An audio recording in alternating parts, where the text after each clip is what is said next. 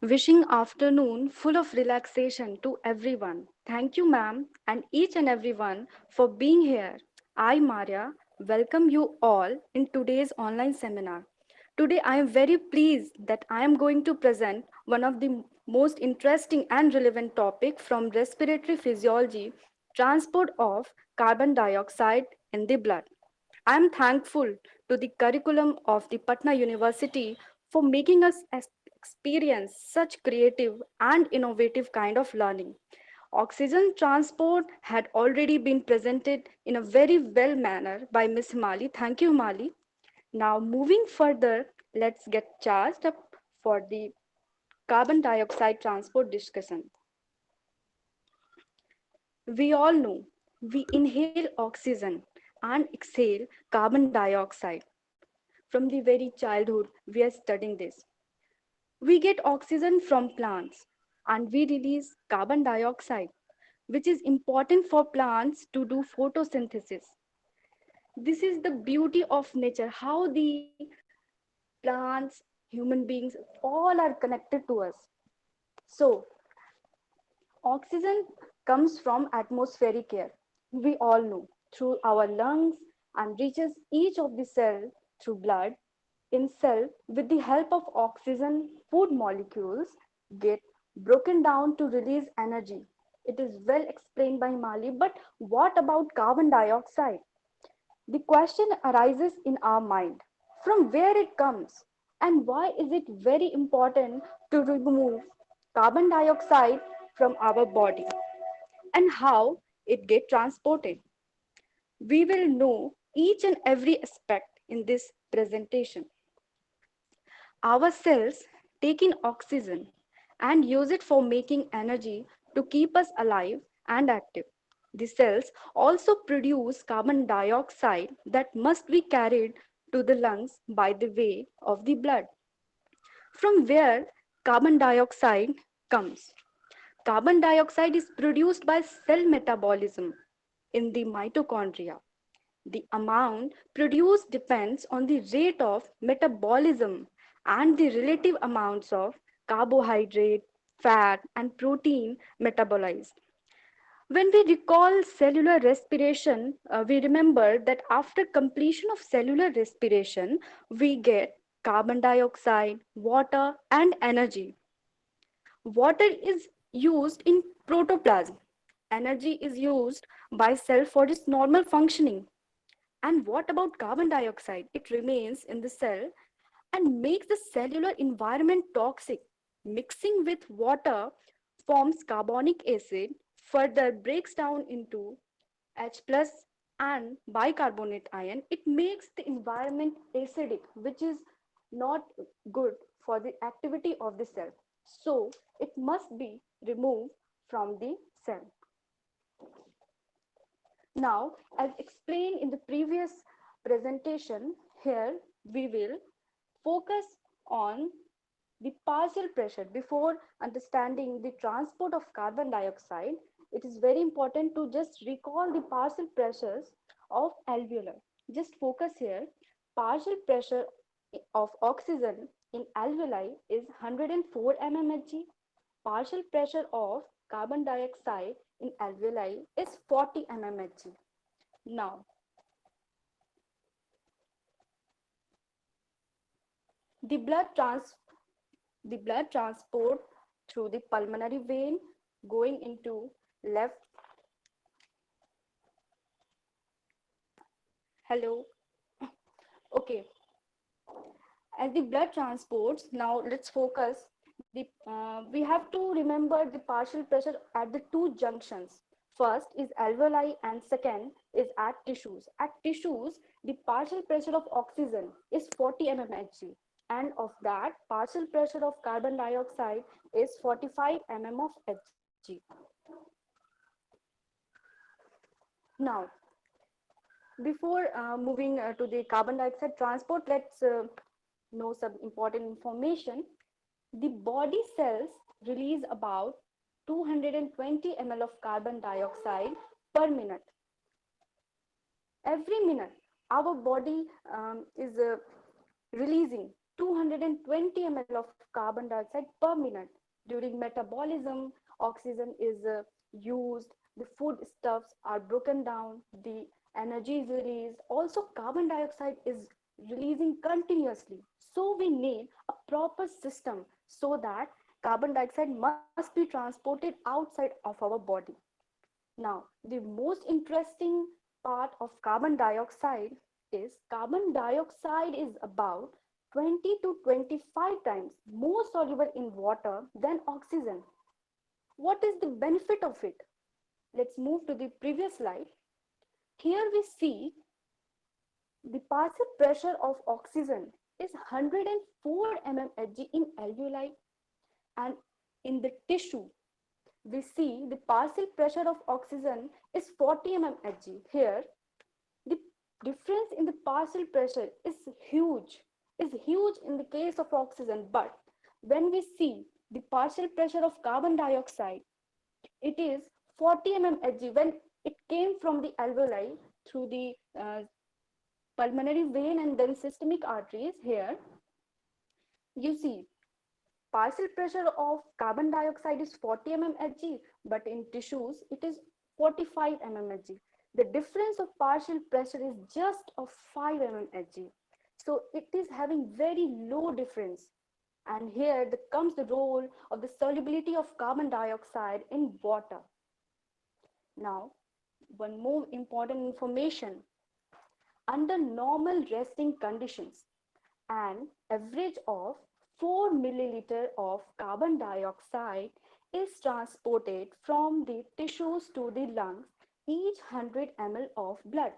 जब हम लोग सांस को छोड़ते हैं तो 100 ml of blood में से मात्र 4 ml of carbon dioxide हमारे lungs के द्वारा एयर में चला जाता है. Okay, now carbon dioxide transport को समझने के लिए हमें ये समझना होगा कि आखिर ट्रांसपोर्ट हो कहाँ से कहाँ रहा है, कहाँ से कहाँ हमें ट्रांसपोर्ट करना है. टिश्यू में मेटाबॉलिज्म हो रहा है, सेल में मेटाबॉलिज्म हो रहा है, वहां पे कार्बन डाइऑक्साइड रिलीज हो रहा है. तो हमें इसको कहाँ तक भेजना है? हमें इसको लंग्स तक भेजना है ताकि ये एयर में मिलकर बाहर चले जाए और ये बाद में प्लांट्स के काम आए. ओके, तो हमें डिसाइड करना है दो junctions. We have to decide two junctions. हमारे माइंड में दो जंक्शंस होने चाहिए.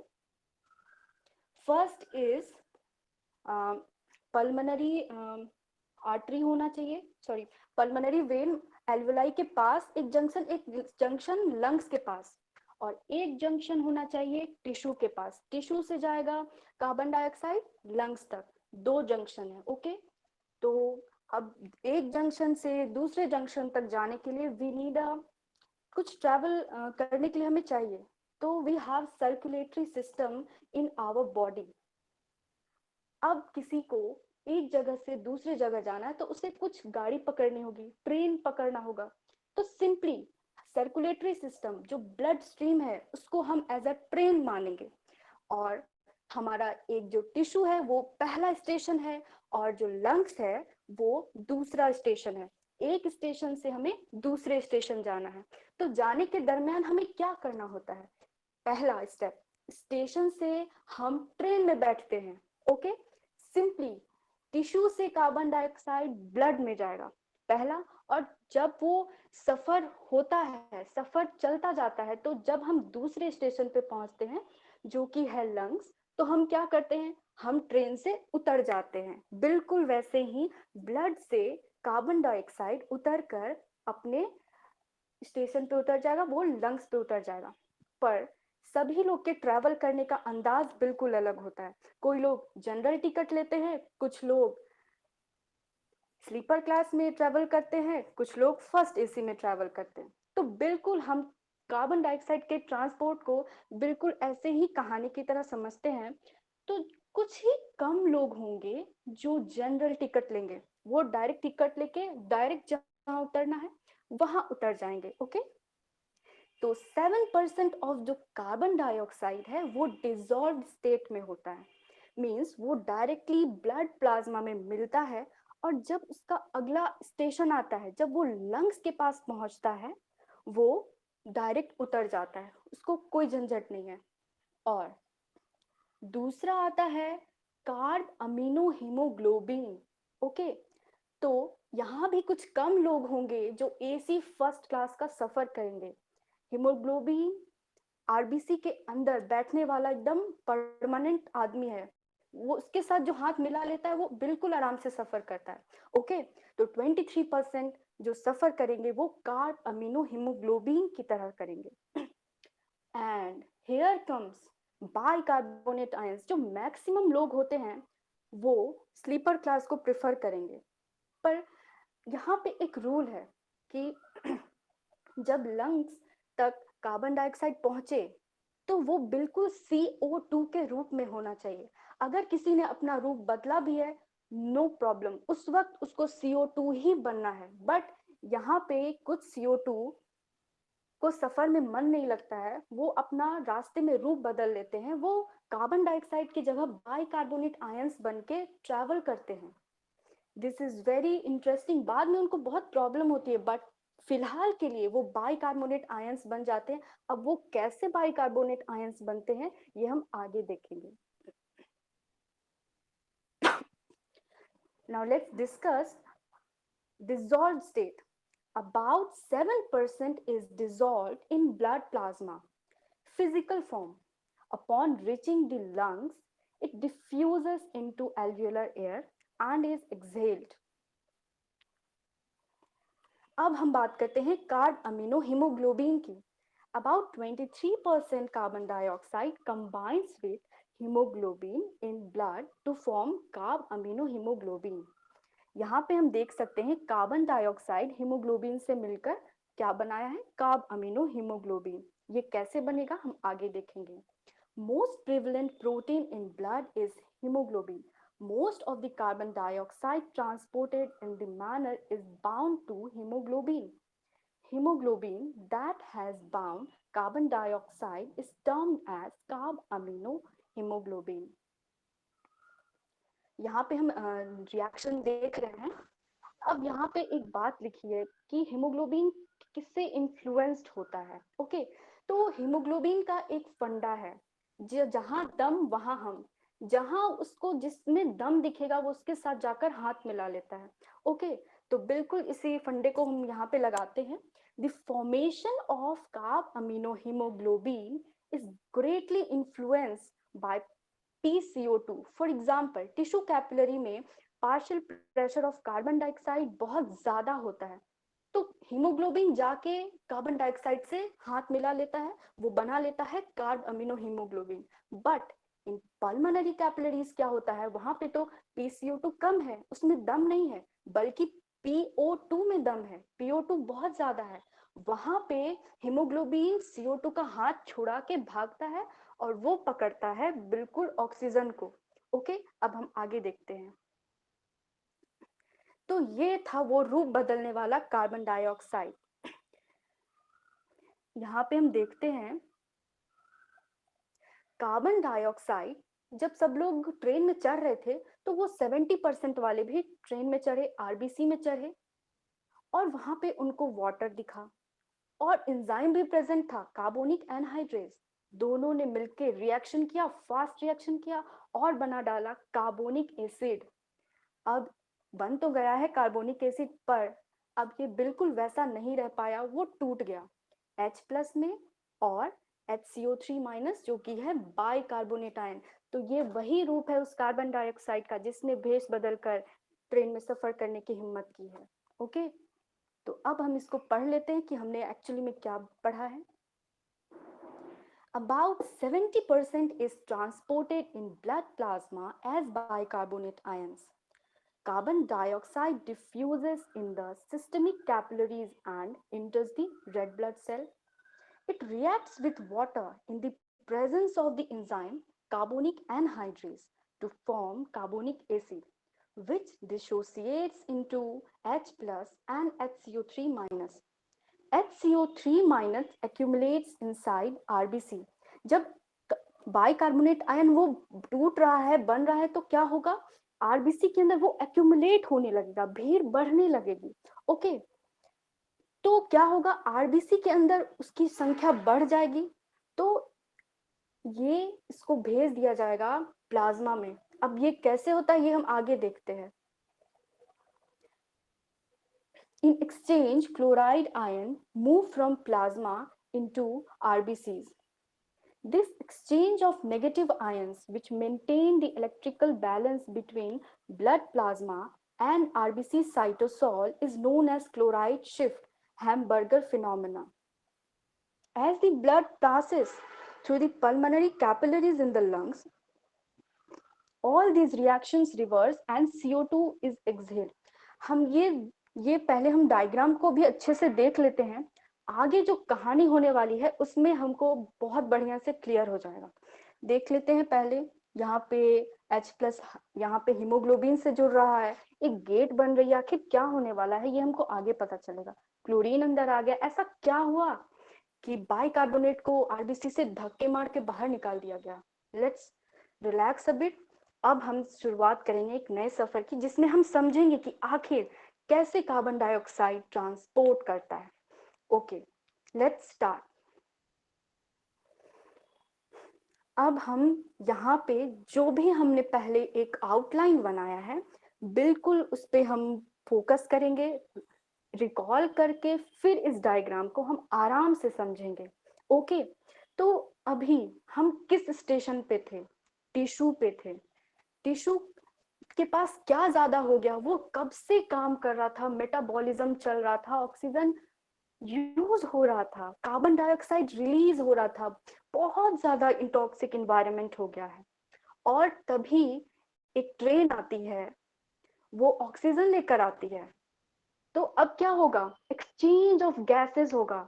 टिश्यू बोलेगी हमें ऑक्सीजन दो, हमें जरूरत है। ओके, और टिश्यू अपना कार्बन डाइऑक्साइड ब्लड स्ट्रीम में डाल देगी। तो अब देखते हैं कैसे सब लोग ट्रेन में चल रहे हैं। Okay, now here carbon dioxide, 7% of carbon dioxide जो डायरेक्ट ब्लड प्लाज्मा में मिल जाएंगे। हियर वी सी, जो कार्बन डाइऑक्साइड 7% थे वो डायरेक्ट प्लाज्मा में मिल गए। पहले तो 7% को हमने हैंडल कर लिया। अब हम देखेंगे 23% of carbon dioxide. 23% of carbon dioxide यहाँ पे जब आरबीसी ऑक्सीजन लेकर आया, तो टिश्यू के पास उसको partial pressure of carbon dioxide बहुत ज्यादा मिला। तो उसने क्या किया, HBO2 ने ऑक्सीजन को छोड़ दिया और ये ऑक्सीजन चला गया टिश्यू में, और हीमोग्लोबिन रह गया अकेला। ओके, हीमोग्लोबिन का यही फंडा था, जहां दम वहां हम। यहाँ कार्बन डाइऑक्साइड ज्यादा है, तो अब वो दिमाग लगाई कि मुझे कार्बन डाइऑक्साइड के साथ अपना बॉन्ड बनाना है। तो यहाँ पे कार्बन डाइऑक्साइड के साथ हीमोग्लोबिन बॉन्ड बनाता है और बन जाता है कार्ब अमीनो हीमोग्लोबिन। नाउ अब जो 70% ऑफ बाइकार्बोनेट्स की हम बात कर रहे थे, हम ऑलरेडी देख चुके थे। 70% ऑफ कार्बन डाइऑक्साइड जब आरबीसी में आता है, वो वाटर से रिएक्ट करेगा in the presence of carbonic anhydrase and it will form carbonic acid, और ये टूटेगा और बनेगा बाइकार्बोनेट और H+। तो हम बात कर रहे थे जब टीटी ने चेकिंग करने वो आए, तो वो बाइकार्बोनेट से बोले अपना आधार कार्ड दिखाओ। उसके आधार कार्ड में उसका फोटो मैच ही नहीं कर रहा था। तो उन्होंने कहा तुम धक्के मार के यहाँ से तुम उसको बाहर निकाल दिए, कंपार्टमेंट से बाहर निकाल दिए। बट एक्चुअल रीजन क्या है, we all know, concentration gradient. Concentration के अंदर में बाइकार्बोनेट आयन इतना ज्यादा बन गया कि कॉन्सेंट्रेशन ग्रेडियंट क्रिएट हो गया, प्लाज्मा में कम और आरबीसी में बहुत ज्यादा। तो एक प्रोटीन चैनल की मदद से बाइकार्बोनेट को आरबीसी से प्लाज्मा में शिफ्ट कर दिया गया। अब एक नेगेटिव चार्ज आयन बाहर गया, तो इससे आरबीसी की वॉल पे एक चार्ज क्रिएट हो सकता है। तो इसलिए एक क्लोराइड आयन को प्लाज्मा से आरबीसी में शिफ्ट किया गया, just to maintain electrical balance. Okay, इसी को हम लोग बोलते हैं क्लोराइड शिफ्ट और हैम्बर्गर्स इफेक्ट। That's it. अब यहाँ पे हम देख रहे हैं ये बाइकार्बोनेट तो बाहर चला गया, बच कौन गए? बच गए हाइड्रोजन आयन। ये छोटे बच्चे हैं, बहुत नटोरियस हैं, ये इधर उधर जाके बदमाशी करेंगे, तहलका मचाएंगे, एसिडिटी क्रिएट कर देंगे। इनको कोई चाहिए जो पकड़ के रखे। अब हीमोग्लोबिन फ्री है, हीमोग्लोबिन तो फ्री है यहाँ पे, क्योंकि उसने ऑक्सीजन को छोड़ के 23% ऑफ कार्बन डाइऑक्साइड को तो पकड़ लिया, लेकिन बाकी हीमोग्लोबिन तो फ्री है। तो हीमोग्लोबिन जाकर H+ से जुड़ता है और बनाता है HHB। अब सभी लोग, सभी तीनों फॉर्म में जो कार्बन डाइऑक्साइड है ब्लड में आ चुका है, ब्लड बहुत तेजी से फ्लो कर रहा है, वेरी सून अब ये लंग्स तक भी पहुंच जाएंगे। So let's move on to the next diagram. This is the handmade diagram, same whatever I have discussed, I have mentioned here, so I will share the content. So let's move further on the concept now. अब ये blood stream में जो carbon dioxide बैठे थे, shift हुए थे, वो अब आ गए हैं लंग्स के पास। तो जिसने जनरल टिकट लिया था, जो कि प्लाज्मा में बैठा हुआ था, ओके, वो तो डायरेक्टली एल्वियोलस में फ्यूज हो जाएगा, डायरेक्टली वो डिसॉल्व हो जाएगा, इसकी तो कोई टेंशन नहीं है। ओके, नाउ अब यहाँ पे हीमोग्लोबिन का फिर से नियत बदल गया। उसने देखा कि अरे यहाँ पे तो ऑक्सीजन बहुत ज्यादा है, मैं ऑक्सीजन से जुड़ूंगा। वो फट से कार्बन डाइऑक्साइड का हाथ छोड़ता है और कार्बन डाइऑक्साइड रिलीज हो जाता है, और ये हीमोग्लोबिन ऑक्सीजन को बाइंड करने में अपना ध्यान लगाता है। ओके, नाउ अब हम यहाँ पे बात कर रहे थे बाइकार्बोनेट आयन, जो टिश्यू में उसको आरबीसी से बाहर निकाल दिया गया था, उसको वापस बुलाया गया। अगर वो वापस आरबीसी में नहीं लिया जाएगा तो हम उसको बॉडी से नहीं निकाल पाएंगे। तो यहाँ पे उसी प्रोटीन चैनल से एक एंटीपोड सिस्टम है, बाइकार्बोनेट को प्लाज्मा से आरबीसी में लिया गया और फिर जो क्लोराइड आयन आया था उसको वापस से प्लाज्मा में भेजा गया। इसको हम लोग बोलते हैं रिवर्स क्लोराइड शिफ्ट। ओके, तो यहाँ पे बाइकार्बोनेट तो आ गया। अब बाइकार्बोनेट को वापस से रिएक्शन करने के लिए H+ चाहिए। वो H+ कहाँ से आएगा? सो यहाँ देखिए, जो हीमोग्लोबिन ऑक्सीजन को देखकर लालच में पड़ गया, वो H+ को भी छोड़ देगा, यहाँ पे H+ को भी छोड़ देगा और वो जुड़ जाएगा ऑक्सीजन से, बना लेगा HbO2। ये H+ जो हीमोग्लोबिन ने छोड़ दिया वो मिलेगा बाइकार्बोनेट से, बैक रिएक्शन होगा, बनेगा carbonic acid in this presence of same enzyme that is carbonic anhydrase, और वापस से बन जाएगा CO2 प्लस H2O, और ये चला जाएगा एल्वियोलस में। ओके, और ऑक्सीजन एज यूजुअल वापस से प्लाज्मा में 3% डिसॉल्व होता है। Okay, so let's move.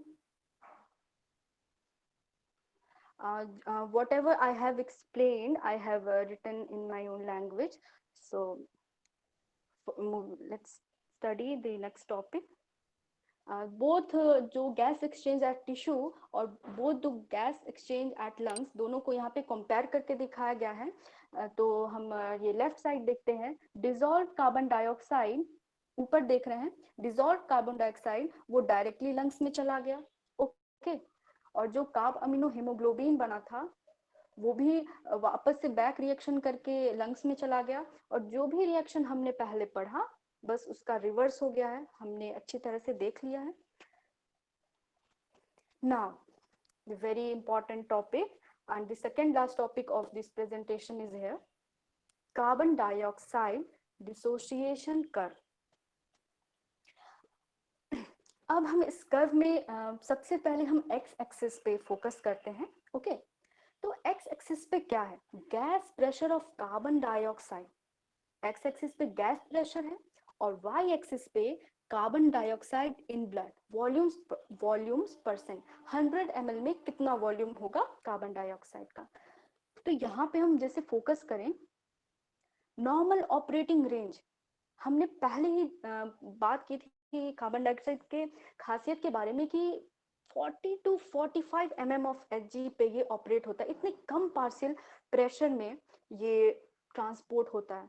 तो अब हम देख लेते हैं कि जब partial pressure of carbon dioxide 40 है तो उसका परसेंटेज क्या है ब्लड में, ओके। और जब partial pressure of carbon dioxide 45 है तब क्या है उसका percentage volume, okay. Now let's, हम लोग इस ग्राफ, यहाँ जो 40 है ये 40 और 45 के बीच में फोकस करते हैं। 40 को जब हम स्ट्रेट ऊपर जाएंगे और फिर जब हम लेफ्ट मूव करेंगे तो यहाँ पे हमें 48 ऐसा लग रहा है कि 48, यस 48 पे वो जाके स्टिक करता है। तो जब कार्बन डाइऑक्साइड का जब प्रेशर 40 है, 40 कहाँ पे होता है, लंग्स के पास, और लंग्स के पास क्या हो रहा होता है, कार्बन डाइऑक्साइड बाहर निकल रहा होता है। तो जब कार्बन डाइऑक्साइड ब्लड से बाहर निकल रहा है तो मारिया ऑब्वियसली थोड़ा उस, फास्ट जाओ।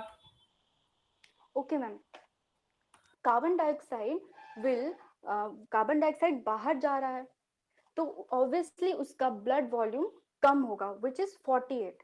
एंड जब कार्बन डाइऑक्साइड टिश्यू के पास होगा तो हम यहाँ पे देख रहे हैं ये 52 जा रहा है। तो same is written in this slide. अब ये सेकेंड स्लाइड है, we will talk in very brief. तो इस ग्राफ को समझने के लिए इस ग्राफ में मेनली हेल्डिंग इफेक्ट की बात की गई है, ओके। तो लेट्स सी, आगे देखते हैं, 3-4 स्लाइड्स में ये क्लियर हो जाएगा। यहाँ पे टिश्यू के पास कार्बन डाइऑक्साइड का पार्शियल प्रेशर 45 mmHg, ओके। यहाँ पे 46 है, वी विल कंसिडर 45। तो सेल में कार्बन डाइऑक्साइड डिफरेंट फॉर्म्स में मेटाबॉलिज्म के बाद वो बनेगा, ओके। तो यहाँ पे वॉल्यूम कितना ज्यादा हो जाएगा, 52 ml हो जाएगा कार्बन डाइऑक्साइड का, ओके। अब यहाँ पे हम देख रहे हैं कुछ कार्बन डाइऑक्साइड हीमोग्लोबिन से जुड़े हैं और हीमोग्लोबिन से कुछ H+ भी जुड़े हैं। अब हम ये लंग्स के पास आते हैं। पहले हमारे पास 52 ml ऑफ CO2 इन पर 100 ml ऑफ ब्लड है, और यहाँ पे लंग्स के पास जो प्रेशर है वो 40 mmHg है। अब CO2 विल स्टार्ट डिफ्यूजिंग, जिस मैकेनिज्म से हमने पढ़ा था उस हिसाब से वो डिफ्यूज कर रहा है। तो जब कार्बन डाइऑक्साइड डिफ्यूज कर जाएगा तो पार्शियल प्रेशर, यहाँ पे वॉल्यूम कितना हो जाएगा, 50 ml, क्योंकि कार्बन डाइऑक्साइड निकल रहा है, वो लंग्स के थ्रू बाहर जा रहा है, तो अब इसका वॉल्यूम कम हो जाएगा ब्लड में, ओके। पर हम लोग लंग्स के द्वारा सिर्फ कार्बन डाइऑक्साइड जा नहीं रहा बल्कि ऑक्सीजन आ भी रहा है। तो जब ऑक्सीजन लंग्स से आएगा तो वो जो कार्बन डाइऑक्साइड हीमोग्लोबिन से जुड़ा है उस कार्बन डाइऑक्साइड को वो हटाएगा और खुद वहां पे जाके ऐड हो जाएगा।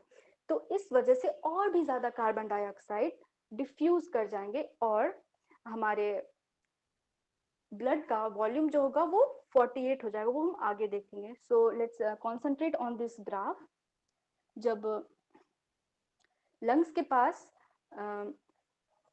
Partial pressure of carbon dioxide 40 है तो वॉल्यूम कितना है ब्लड में, 50। और जब पेरिफेरी मींस टिश्यू के पास जब कार्बन डाइऑक्साइड है 45 तो ब्लड में कितना हो गया, 52। डिफरेंस कितना है, कितना डिफ्यूज हुआ, 2 ml, ओके। अब ड्यू टू हेल्डन इफेक्ट, जो कि हीमोग्लोबिन से कार्बन डाइऑक्साइड को हटाकर ऑक्सीजन खुद जुड़ गया था, इसकी वजह से और भी ज्यादा जो कार्बन डाइऑक्साइड था वो लंग्स के थ्रू बाहर जाने लगा। यहाँ पे 48 ही रह गया ब्लड का वॉल्यूम कार्बन डाइऑक्साइड का। तो हेल्डन इफेक्ट की वजह से total 4 ml of carbon dioxide जो है वो लंग्स के द्वारा बाहर निकल गया। सेम और ये एरो बता रहा है हेल्डन इफेक्ट की वजह से कैसे 2 गुना ज्यादा डिफ्यूजन ऑफ कार्बन डाइऑक्साइड बढ़ गया है। सो दैट इज, यही सब लिखा हुआ है, I will share. And at last, just too much carbon dioxide builds up in blood. Blood can become acidic, इसको रेस्पिरेटरी एसिडोसिस कहते हैं। और अगर बहुत ज्यादा कार्बन डाइऑक्साइड लॉस भी हो गया तो उसको रेस्पिरेटरी एल्कलोसिस बोलते हैं। Thank you so much.